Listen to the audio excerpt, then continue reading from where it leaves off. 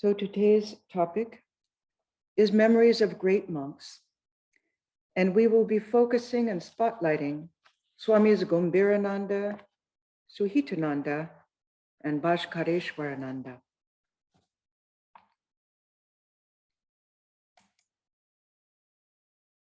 Swami Gombirananda lived from 1899 to 1988, and he was the 11th president of the Ramakrishna Order from 1985 to 1988.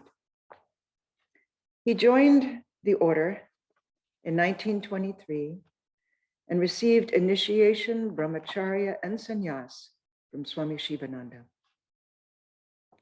He was a great scholar and a Doitan. He was grave, reserved, almost unapproachable until he became president of the order. I met him in 1979 at Bellarmine. When a Vedanta monk becomes president of the Ramakrishna Order, something tangible happens. Swami Atmaramananda, Swami Gombirananda's personal attendant and later head of the Coimbatore Ashram, also a trustee of the order, explained during my 2007 pilgrimage to India. When Swami Dayananda was asked to become president, he declined by saying, "I have received no command from Guru Maharaj," meaning Sri Ramakrishna. Swami Atmaramananda continued. When Swami Yatishwarananda was vice president of the order and asked to become president, he declined, saying, "Guru Maharaj has taken away my power."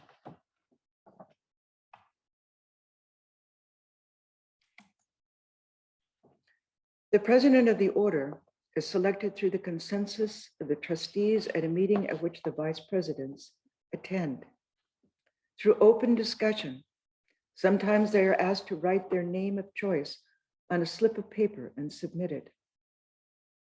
It's not always based on seniority.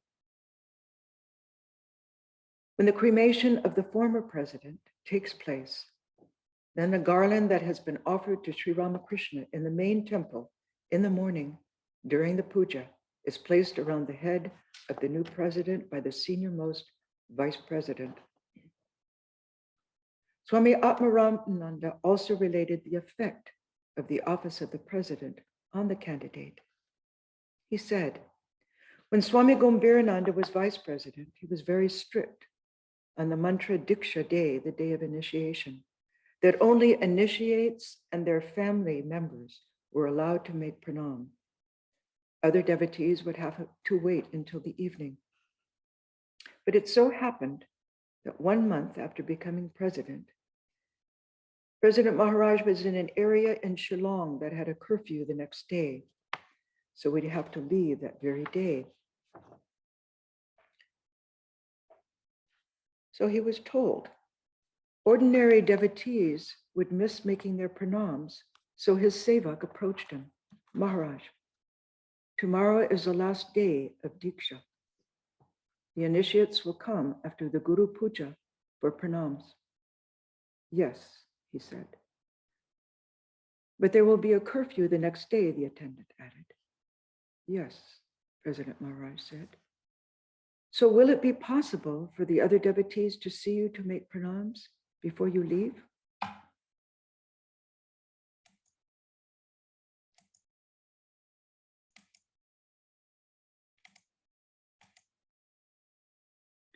Yes. Then putting his hands behind his head, he sat laughing. If I don't want to give Diksha and don't want disciples to make pranams and don't want to give darshan to devotees, why have I become president? Swami Gombirananda then later related this incident to his brother monks at a trustee meeting at Bellarmine.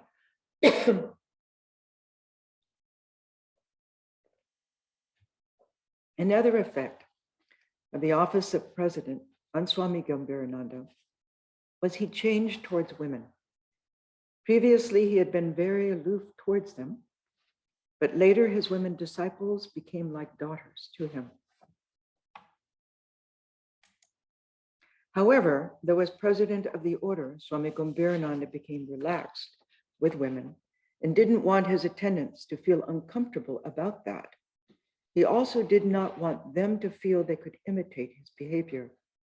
He was protective of his brahmacharis. As president, Swami Gambhirananda's sternness dissolved into acts of selfless seva for his devotees. Swami Atmaramananda explained, the last time he gave initiation was in the winter at Chaitanya's birthplace, and it was cold, so he had socks on.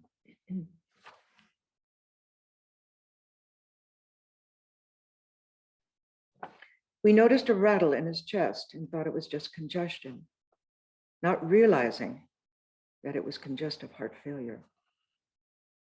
When initiates came to make pranam, President Maharaj told his sevak to remove his socks. The sevak protested, but Maharaj, it's very, very cold. President Maharaj answered, this is once in a life. Swami Gambhirananda's humor also began to surface at this time. Having lived in Mayavati for many years, he told a funny story that Swami Atmaramananda shared with me. Once upon a time, a drunkard was walking along the forested road near Mayavati when suddenly he saw a Brahmin with a shika, a hair tuft, approaching him. Where are you going? He drawled, but the Brahmin ignored him and kept walking. Again, the drunkard called out, where are you going? The Brahmin didn't reply. In a rage, the drunkard then cursed him. Something bad will befall you for not answering me. The drunkard kept walking, but finally he fell down on the road. It began to rain, and so slowly he regained consciousness and then saw a black leech standing maybe 6 inches off the ground, wriggling and ready to attack itself. See, cried the drunkard, I told you something bad would befall you for your rudeness. Your body is gone and only your shika, hair tuft, remains. Swami Atmaramananda, former trustee of the order who has long since passed away, had a reputation for being stern and didn't mince words when dealing with people. Consequently, he was feared by many. When he became Swami Gambhirananda's personal attendant, President Maharaj told him, never correct people directly. One assistant secretary to Swami Gambhirananda became gravely ill and was admitted to the hospital.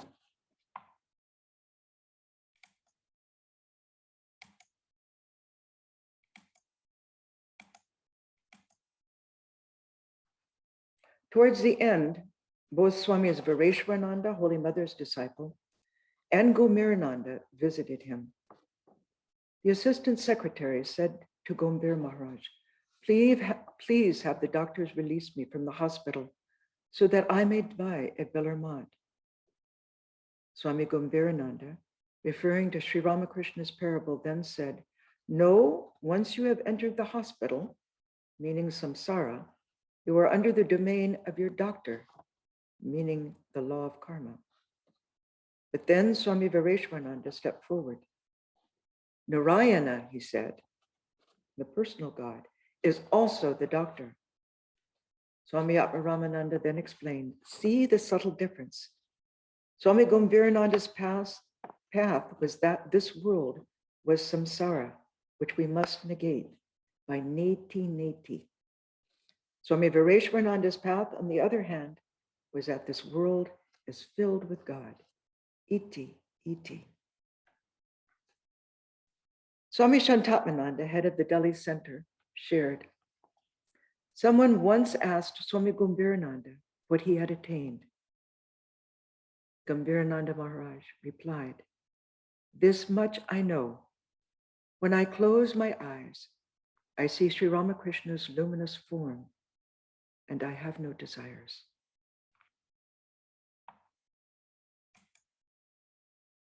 Swami Atmaramananda, related once the wife of the Supreme Court Justice asked Swami Gumbirananda, "Is it true that during your pilgrimage, you saw Sri Ramakrishna at Amarnath and embraced him?" Swami Gumbirananda replied, "I was performing the puja in front of Amarnath with Vilwa leaf, and when I arose, I saw Sri Ramakrishna standing there. I did not embrace him." She asked, "Have you seen him since?" The Swami replied, "Yes." "Have you seen Mother?" she pursued. "Yes, in the heart. When Sri Ramakrishna is there, Mother is not. When Mother is there, Sri Ramakrishna is not." She then asked, "Have you seen Swamiji?" Maharaj replied, "Let us not go on asking any more," meaning yes. Then in 1998, when sadhu I met, Swami Satyavratananda shared with me, Swami Gumbirananda had an even higher experience than the vision of Ramakrishna at Amarnath. When I asked him, "Have you seen God?" he said, "Yes. I have realized that that light of consciousness and myself are one." That is an Advaitic experience, Satyavratananda simply stated.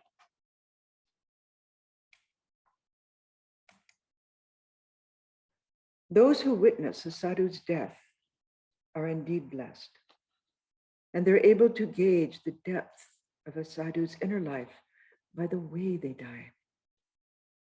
In the morning of his passing, the doctors had assessed that Swami Gumbirananda's bodily functions were normal. In the early afternoon, many trustees of the order came to visit him in the hospital. Though the doctor had advised the Swami not to talk much, he did. And for some reason, he went on talking until they finally left. Around 5 p.m., Swami Gumbirananda's restlessness became noticeable, and he called Atma Ramananda to come. Jagadish Maharaj, the junior sevak, started calling the doctors to come with their emergency medical kits. But strangely, they were all out of the hospital. Without saying a word, Atma Ramananda approached the bed and put his hand on President Maharaj's calf. Gumbirananda Maharaj then recognized his attendant and started talking to him in English. "I'm not feeling well," he said. Atma Ramananda went close to his head and heard the gurgling sound and shortness of breath and started to fan President Maharaj with a pamphlet. But Gumbirananda Ji told him to stop fanning. Then the Swami's breathing became more labored, and Atma Ramananda told Jagadish to call the trustees and tell them the end was near. But then Swami Gumbirananda took 3 breaths. They could not be deep because of his condition, and he went stiff. Jagadish started sobbing, but Atma Ramananda waited until the body gave 3 jerks, then approached Swami Gumbirananda and opened his eyelids and stepped back, astonished to see the eyes were ablaze and fixed on the spot between the eyebrows. This is a sign of the state of Brahmagyana. In this way, Swami Gumbirananda left his body and merged with the Absolute.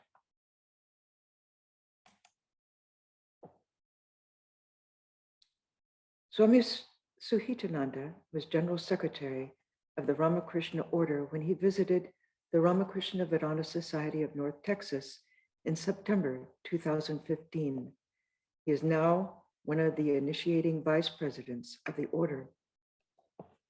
This Swami served Swami Prameshananda, known as Pramesh Maharaj. And we heard many incidents about Pramesh Maharaj from the series talk spotlighting Swami Swahananda. He was Sarada Devi's disciple and renowned maker of monks, including Swami Swahananda, founder of this center. and for 10 years, right up to the time of Pramesh Maharaj's passing. This delayed Swami Suhitananda's sannyas, but he didn't care. He was serving a knower of Brahman. Swami Suhitananda's reminiscences of Swami Prameshananda is a story of how a great soul embodies love in every action. That is how they attract us to them, and then in turn to Sri Ramakrishna. The Swami began. When I was a student at the Vidya Mandir at Bellarmad, we went on a field trip to Sargachi. There I felt such an attraction to Pramesh Maharaj that I began to correspond with him. But afterwards I became busy with exams, and 4 or 5 months lapsed when suddenly I heard a knock at the door. When I opened it, a young man was standing there who related, Pramesh Maharaj is inquiring about you. How are you? Swami Suhitananda remembered thinking, that old man, he was 72 by then, was thinking of me, and I had not made any contact for so long. I felt guilty, so I sent a letter and then traveled to Sargachi in June 1956. I had to walk from the station to the ashrama that was in the country, so naturally it was raining and I became drenched. Pramesh Maharaj was so happy to see me. He was beaming with joy. Wait, he said, sit here. And he started fanning me. Then he went out to gather blackberries. When he returned, he washed them, added a little salt, set them aside for 15 minutes, and then offered them to this boy who would one day become his future attendant. Maharaj, why are you doing all this for me? The young boy protested.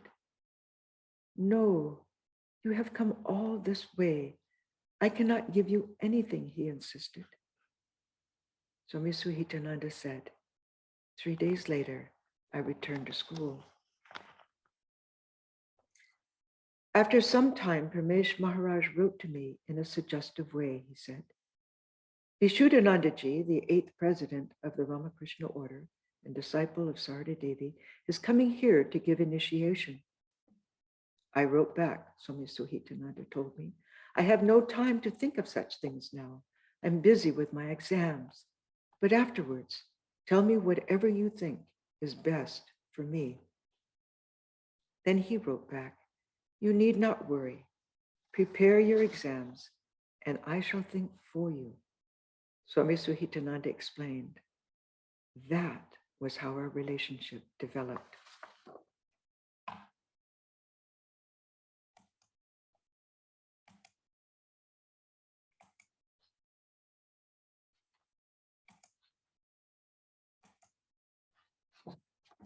When Swami Vishuddhananda returned to Sargachi, he met with Pramesh Maharaj. That was such a blissful meeting. Their communication was something to witness, Swami Suhitananda told me. One day, Vishuddhanandaji came down from the shrine and related to Pramesh Maharaj, I have no guru buddhi, no conception that I am the guru.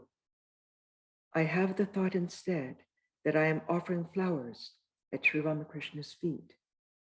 They, meaning his disciples, are my flowers. For 2 or 3 days, Swami Suhitananda explained, I enjoyed these conversations. Then I had to return to school. But by then, Pramesh Maharaj, the fisher of men, had hooked his fish. Swami Suhitananda was then admitted to the Institute of Higher Learning and invited to a conference of scholars. And at that time, he saw for himself, in his own words, they were all running after name and fame. Why should I run after that? That day, I decided to leave that institute and go to Sargachi. I thought there was Pramesh Maharaj without degrees, who had raised himself up. Why shouldn't I also? So in 1958, he joined the Ramakrishna order in Sargachi and reminisced, I simply basked in Pramesh Maharaj's love and the spiritual atmosphere there. Swami Suhitananda continued, toward the end of Pramesh Maharaj's life, he told me, I'm feeling guilty that I'm holding up your formal brahmacharya and sannyas. It's painful for me.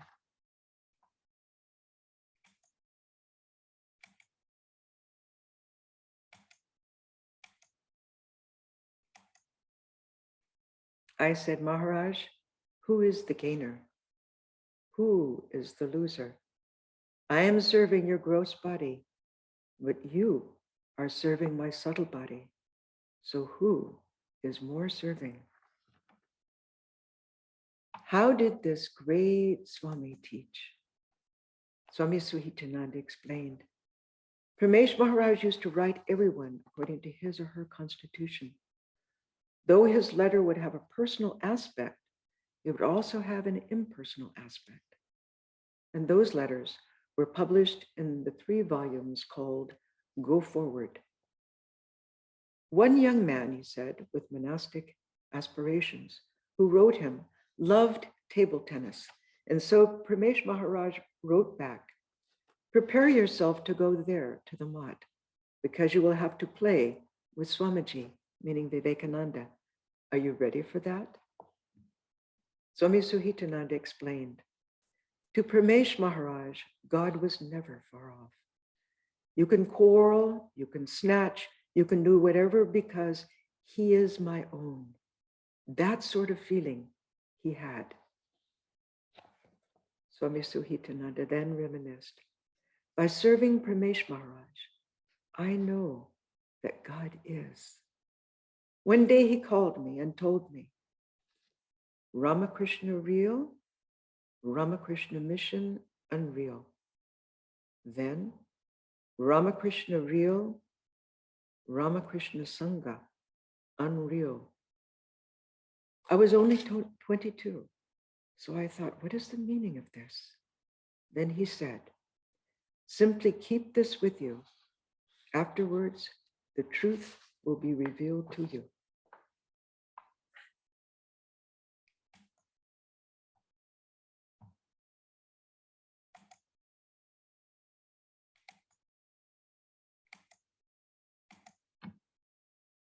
I saw the meaning and mood of this truth unfold in November 2013 during the Vivekananda Vedanta Society of Chicago's celebration of Vivekananda's 150th birth anniversary. Scores of monastics from the US and abroad were invited to the Vedanta Society's grand Chicago Calling event, which included a visit to the Fullerton Hall at the Art Institute, where in 1893, Vivekananda delivered his famous Chicago address at the World's Parliament of Religions. There, the General Secretary simply sat cross-legged on the stage with us and for some time quietly meditated with all who were present.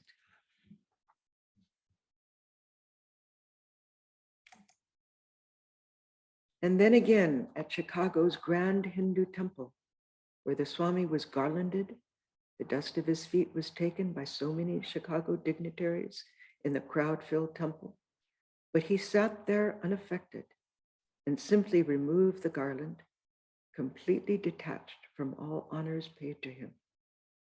From that simple, quiet gesture, I thought, this is how he also detaches himself from the mantle of large and small administrative problems he has to daily attend to. He performs his duties, then withdraws as the witness. Swami Suhitananda shared, whenever I am in a trying situation, then Swami Prameshananda comes. How he has helped me. How selfless love can come forward. I tasted that from Pramesh Maharaj. Once he even called me and said, "I shall dictate and you write. Whatever misfortune may come in my life, in no case will I leave this order." He then asked me to sign it and keep that paper with me. I asked the Swami, "Did you meditate with Pramesh Maharaj?" He replied, "In the shrine, he would be seated for 1 to 2 hours. So I used to wait outside because I could not do so much meditation." I asked, "Did Pramesh Maharaj ever talk about his meditation?" Swami Suhitananda explained, "I never entered into his spiritual domain. Only at the last stage, 3 days before he died, I said to him, 'I have 2 or 3 questions.' And because I was his sevak, he said, 'Yes, yes, you can ask whatever you like.' And in a whispering tone, I asked, 'Do you visualize Guru Maharaj,' meaning Sri Ramakrishna?" "Yes," he replied. "Do you visualize Mother," meaning Sri Sarda Devi? "Yes." "Do you visualize Swamiji?" "Yes." "In which form?" "Thakur," meaning Sri Ramakrishna, "in the sitting posture. Mother with legs stretched out, and Swamiji as a wandering monk." Swami Suhitananda then asked, "Do these figures talk to you?" Pramesh Maharaj answered, "Guru Maharaj does not. Mother sometimes." Then he said, "Don't put any other questions." I asked Swami Suhitananda, "How did he pass away?" Swami Suhitananda then shared, "Once I appealed to him, 'Maharaj, I have a prayer. I don't want you to die in the hospital with the needles and all that.'" He went on, "In the Varanasi ashram, the day before he was running a fever, so I took him out in a pushchair. I was standing behind him and said, 'Now we have to take this porridge. First 1 spoonful, then 2, but the 3rd didn't enter his mouth. So I said, "Maharaj, please take quickly. I have so many other things to do." But there was no response. I checked his pulse, then ran to the doctor and came back. By that time, he finally had passed in my lap. I later asked about this passage to some pundits, he told me, who were there in Varanasi. I told them, "We've heard he was a Brahmagyani, a disciple of Holy Mother, and he died in Varanasi. And of course, the saying is that anyone who dies in Benares, in Varanasi, is liberated. Why was there no outer expression that he was giving up his body?" I asked. Instead, he stopped, just like a clock. One pundit responded, "In the Brihadaranyaka Upanishad, chapter 4, section 4, verse 6, it has been mentioned that those who are realized souls, for them there will be no question of the prana rising upward in the body. It simply melts away. The prana function just stops." Swami Suhitananda later had that Upanishadic passage typed up for me, which states, of him who is without desires, who is free of desires, the object of whose desires have been attained, and to whom all objects of desire are the self, meaning the supreme self. The organs do not depart. Being nothing but Brahman, he is merged in Brahman.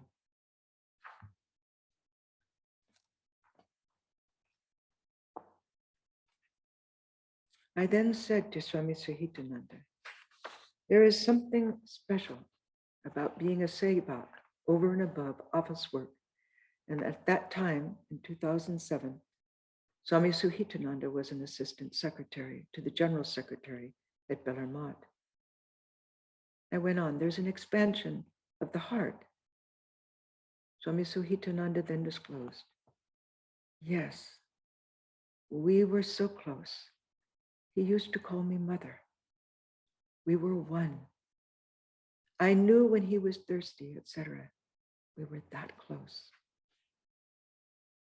He continued, whether you call it samadhi or not, sometimes there would be such a blissful expression on his face when he was lying down. He became blind toward the end, but those blind eyes emitted so much joy. I then asked the Swami, why were you so blessed, meaning by having had the opportunity to serve Pramesh Maharaj? His answer moved me. He said, Mother wanted it, meaning Holy Mother, the Divine Mother. Before my coming to Pramesh Maharaj, he told another boy, someone who will do my service is coming. Until he comes, you do. Towards the end of my 2007 pilgrimage to India, Swami Suhitananda shared a wonderful reminiscence.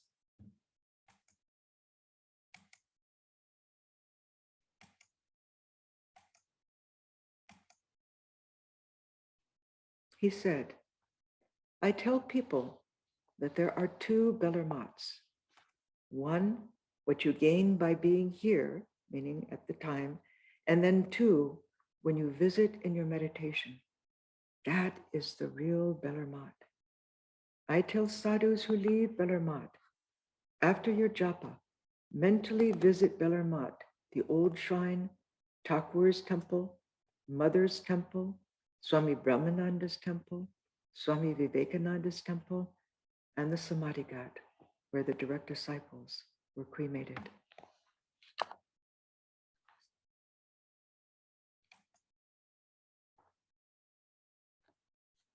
Swami Bhaskareswarananda was a disciple of Swami Shivananda. Swami Shivananda, known as Mahapurush Maharaj, came to Nagpur in India twice. He first came in 1925 at the request of a group of devotees there who since 1898 had celebrated Ramakrishna's birthday. At that time, the devotees promised Swami Shivananda they would donate a plot of land for the Ramakrishna ashrama. During his second visit in 1927, Swami Shivananda came to stay in a tent on a plot of undeveloped land where the present Mat building stands. There he worshipped Sri Ramakrishna's photo.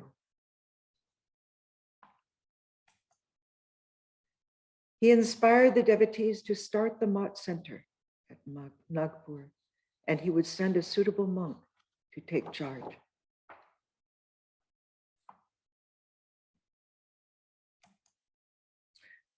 Swami Atmarupananda, who joined the Ramakrishna order in 1969 and is the present resident minister of the Vedanta Center in Houston, shared his reminiscences of the spiritual foundation of the Nagpur Center.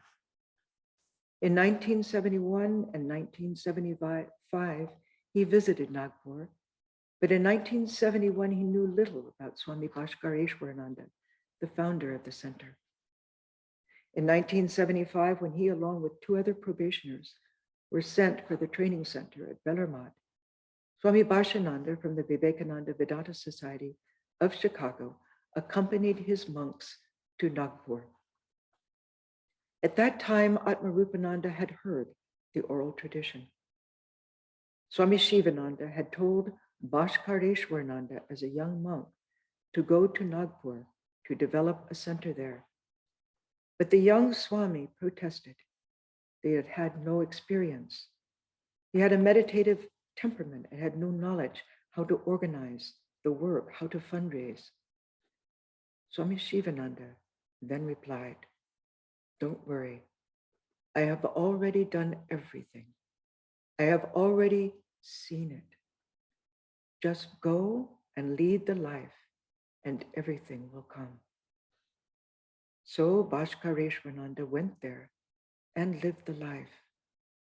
Later, he used to say, everything happened. The center built itself up through Mahapurush Maharaja's grace.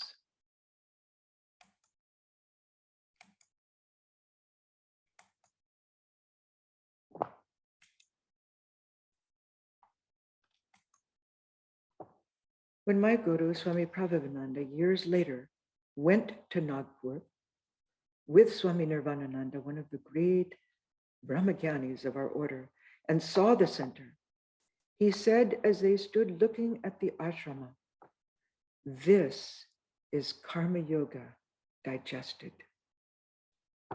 Why?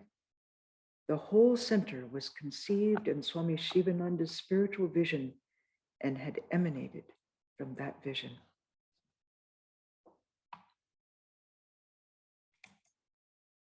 Swami Bhaskareswarananda was quite elderly when he consented to give private class to Swami Bhashananda and his 3 young probationers from Chicago. Swami Atmarupananda remembered the Swami, spoke with great fire and emphasis. People say that ashrama needs a telephone.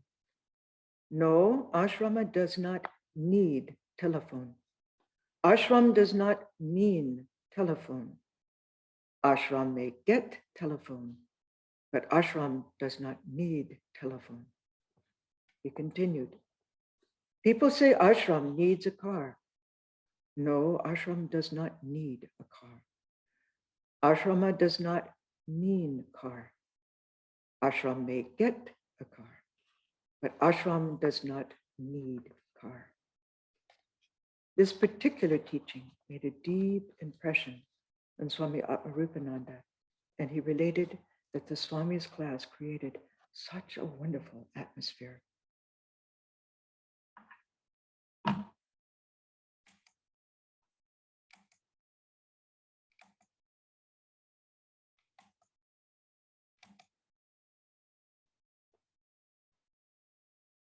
On Mahapurush Maharaja's birthday, it was well known, Swami Bhaskareswarananda would be in an ecstatic mood all day, weeping in love and gratitude for the grace he had received. Each holy sadhu is a pilgrimage in and of itself. Through them, we catch a glimpse of an aspect of Sri Ramakrishna and his grace that shines through their lives. We receive the darshan of these great sadhus who lived in his order. And when we come away, we draw on their memories, which re-inspire us throughout our lives. We feel blessed to soak up the tangible blessings that come from the Ramakrishna order and its sacred oral tradition.